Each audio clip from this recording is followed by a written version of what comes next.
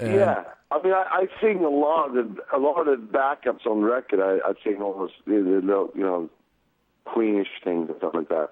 And I just felt like putting this one on because I don't know, it just felt like it had a place in there.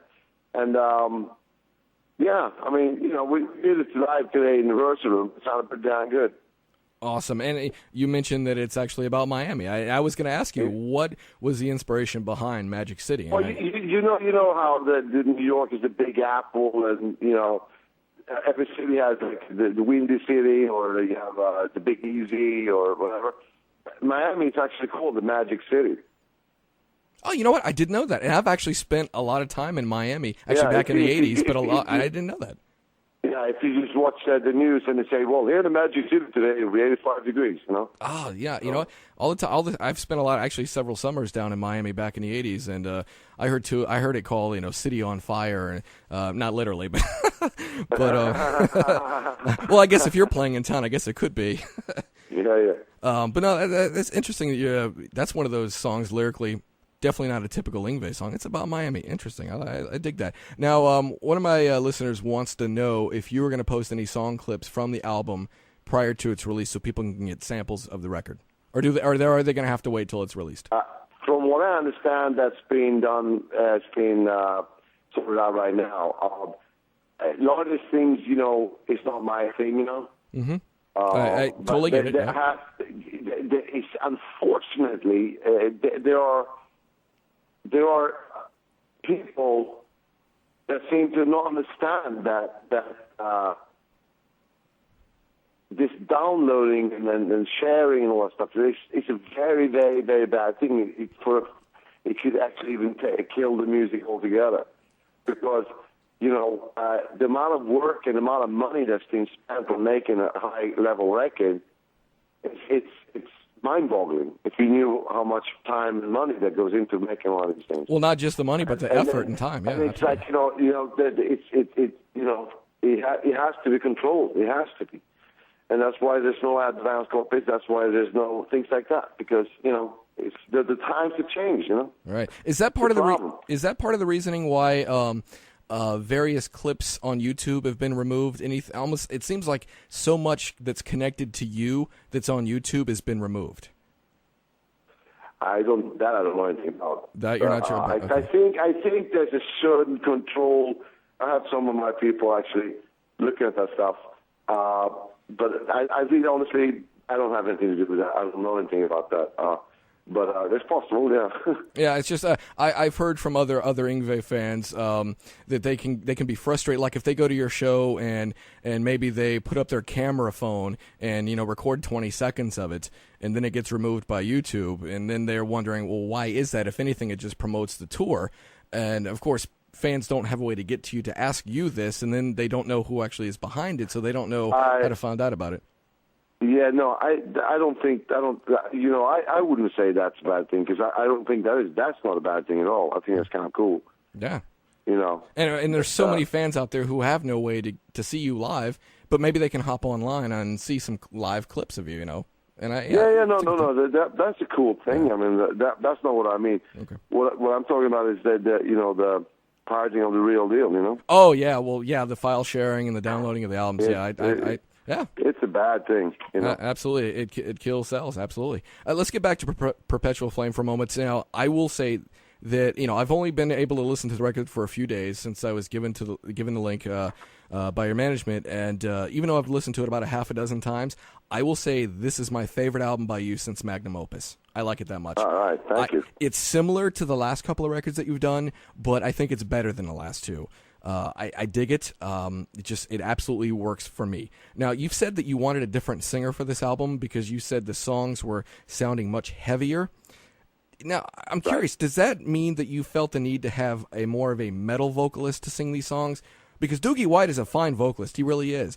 But he strikes me. Well, I think that the best way to explain it is that it's like casting for a movie. When the like let's say the movie is scripted. You have to cast appropriately. Yeah, if you need a role that's going to suit like Pacino or De Niro or something, you have to have somebody like that do it. I mean, it's an analogy, you know. Right, I got you. No, I understand what you're saying. You know, the thing is that when I write the songs, and especially they were made as they were done this time around, now I go and I come back and go and I come back, and things just become very. You come back with a different perspective every time, and that's when the songs started taking shape. I knew for a fact that Doogie wouldn't be the guy to live to fight another day. He wouldn't be the guy to do those songs, and Deathly and so forth. So that's the main reason, you know. Yeah, and Doogie White is because the way I hear it, the way I wrote it, and the way I want to have it be performed, and that's where I gotta go. You know? Yeah, Doogie White is a fine vocalist. He just strikes me as being a little more suitable for rock songs, and like you said, these songs are a little bit heavier. Exactly. Yeah, right. You know. Yeah. And but the album started going in that way. You know, I mean, even great singers like Mark Bowles, I don't think he wouldn't cut it because he wouldn't have the same sort of attack in the low register. Oh, absolutely, I agree. You know, and you know, I think Ripper fits the bill perfect. I agree. When I found out that he was going to be the vocalist for your next album, me and so many of your other fans were extremely excited because, you know, we know who this guy is. We've heard him in Iced Earth and his own band Beyond Fear, obviously in Priest. We've heard the work that he's done before. And so we were excited, and I was like, you know, I like him in his own band. He was used pretty well in Judas Priest. He could have been used a little bit better in Iced Earth, but I'm thinking, how perfect is this? Him for Yngwie, but I'm like, you know what? It could go either way. I've heard the record. He nailed it. You made the right choice. I think fans are definitely going to be satisfied because I'm your biggest fan, but I'm also your harshest critic, and I've been critical of some of your vocalist choices. Not this one, man. You nailed it with him. I am so pleased. I'll even make a bold statement right now. I think he has turned in the finest vocal performance on one of your albums since Mark Bowles on the Trilogy record. I think he's that good. And he fits the songs. I agree with you. I agree with it. Definitely. I'm more than happy now. This has been an album that I started working on. I mean, more than a year ago. I mean, not constantly because I'm on the road in between and all that, you know. But it's really amazing. And today was the first day I actually got a copy and I played it in my car. It was amazing. Oh, and yeah, You nailed it by getting him in the band. I really appreciate that, and your fans are really going to love him. You know, when I listen to Death Dealer, I'm saying to myself, I wish he had been your singer for the past 20 years. You know, and I love the work. I love the work that Edmund and Viscera did on your records. But yeah, let's keep him around for a few more records, please. You know, speaking of different singers, this is my own personal fantasy here. Would there ever be a possibility of a Malmsteen-Dio collaboration? Now, schedules and red tape aside and all that, if the planets and stars aligned, would you have any interest in a collaborative effort? You know that I love him. Everybody knows that. He knows that, you know, and there's no doubt about that. It'll be a very, very, very cool thing. Oh, it would. Yes, I'm not saying, I mean, you know, I'm all for it, you know. But as you said, both him and I, we're so busy. I mean, It's like not even funny, man. You know, so you know, I mean, if everything falls into place, why not? You know. Hey, start planning now, and maybe in 5 years you guys could work together. Yeah. That would be a big deal in metal. A Malmsteen-Dio record would be a huge thing in metal.